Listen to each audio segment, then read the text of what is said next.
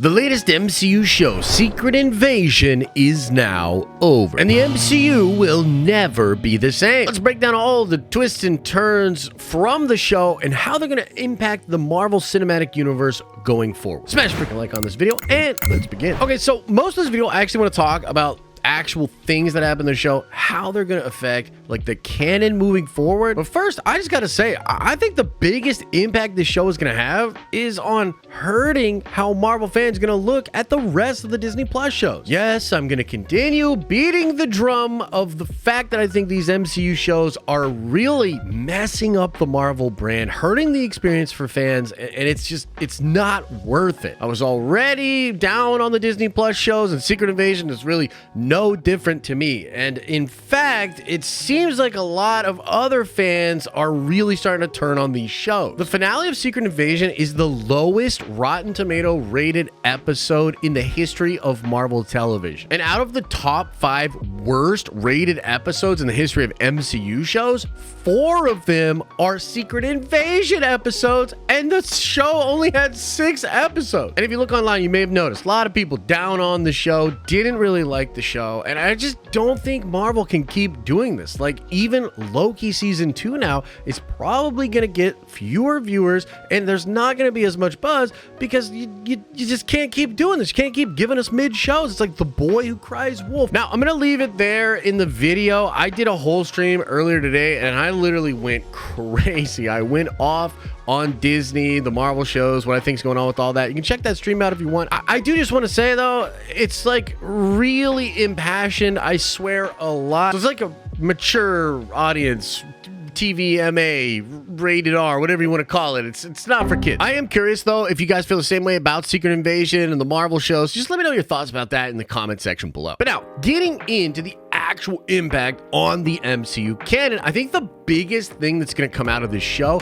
is this worldwide sense of paranoia. And the speech given by the American president at the end of the show is kind of terrifying, and the fact that you see all of these world leaders being gunned down. I mean, after this close call and the reveal of the Skrull invasion, human beings are going absolutely nuts. And you're going to have a bunch of world leaders dead. You're going to have the Skrulls being hunted across the globe. You're going to have super soldiers being created by all of these nations, as they probably going to feel like they need more protection than ever. And I think you're even going to see the need for new Avengers and reassembling the Avengers, maybe even making them a worldwide police force. And I think this paranoia created by Secret Invasion is really going to play into the events of Captain America: Brave New World. And this state of paranoia and this desire for strong leadership that can protect us is probably going to be what gets Thunderbolt Ross elected as president. It's probably also going to be why Ross turns himself into the freaking Red Hulk. And it'll probably tie into why the United States and other nations are trying to go to Tiamat Island to uncover material there to create more super soldiers. As a small aside, plot leaks have told us that the Serpent Society is all going to be super soldiers, and their base is going to be on Tiamat Island. And it's rumored that that group is going to be controlled by Val, the director of the CIA. And so just like in Marvel Comics, the fallout of Secret Invasion is going to leave the world in a very paranoid state, and in their fear and confusion, they're going to turn to leadership that's really a little bit more villainous. And in the comics, this is of course Norman Osborn, and it's going to be Thunderbolt Ross in the MCU. Now, the next massive impact on the MCU is going to have to do with the Harvest and with Gaia. Let's start with Gaia. I think it's going to be revealed that a super Skrull with the powers of all of the different Avengers is still on the planet, because she's literally still on the planet. She's going to be working with Olivia Colman, doing some kind of secret ops thing, trying to keep the world safe. And technically speaking, Gaia is now one of the most powerful, if not the most powerful character in the Marvel Cinematic Universe. But I think the discovery of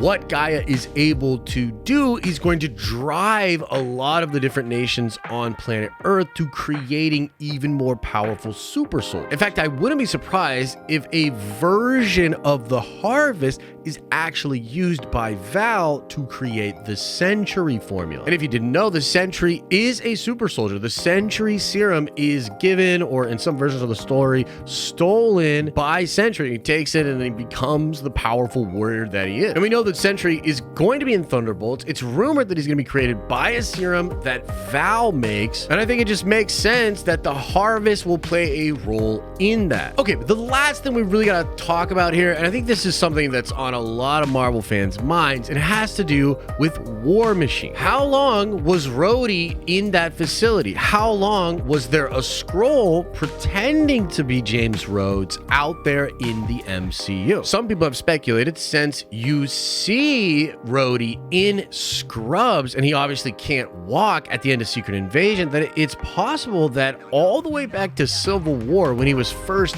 injured, that the Skrull took over then and there. And I think this has a lot of fans split. Like, a lot of fans are upset about that because you see Rhodey have very powerful moments with different Marvel characters, including saying goodbye to his best friend Tony Stark. But I would actually argue it might be cool if that was a Skrull, because it'll allow Rhodey in his Armor War movie to feel all sorts of guilt and to feel all sorts of weird about his position in the world and what he has a responsibility to do now. On the one hand, I thought it would be kind of cool if the Skrull that was pretending to be Rhodey was kept alive, and maybe they even delved into that character. Perhaps that Skrull was actually starting to form some feelings for the different Avengers, but that's all gone because they killed that Skrull. But when it comes to Rhodey, it's probably going to be the case that whatever he goes to do next, which we think will happen in the Armor Wars movie, yeah, the whole plotline there is going to really grapple with the idea of him being gone for so long and on all the new threats that are out there facing the Earth. And this could give a chance for Rhodey to see some really serious character development and to do some awesome stuff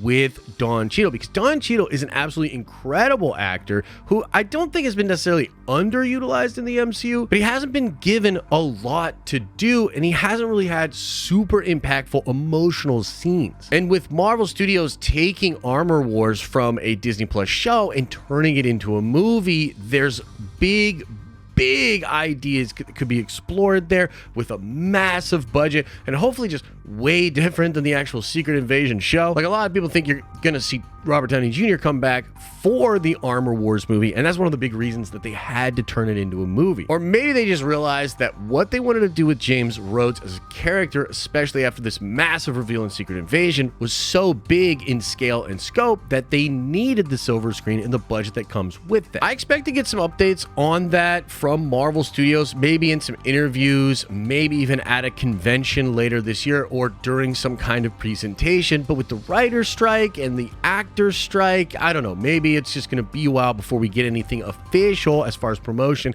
from Marvel Studios. But there you have it, guys, a big old Disney Plus show that seemed to really disappoint a lot of fans, but still had some cool stuff in it that pushes the story of the Marvel Cinematic Universe forward. As far as I'm concerned, I'm still riding with Marvel. I am getting really sick of these mid-Marvel Disney Plus shows. I wish they'd stop making them, but at the end of the day, if the shows begin to get better and the movies get better and we get closer to Secret Wars and it's all freaking awesome with like the X-Men and crazy other things, I'm still gonna be satisfied as a fan. It's just like really tough though to keep going through these shows the way they are. The discourse is not pleasant, and I think Marvel needs to really change things. Let me know your thoughts about all of this, and if you want to ask me anything about stuff we went over in this video or just nerdy stuff in general, come on by the live streaming channel. We stream Mondays, Wednesdays, and Fridays.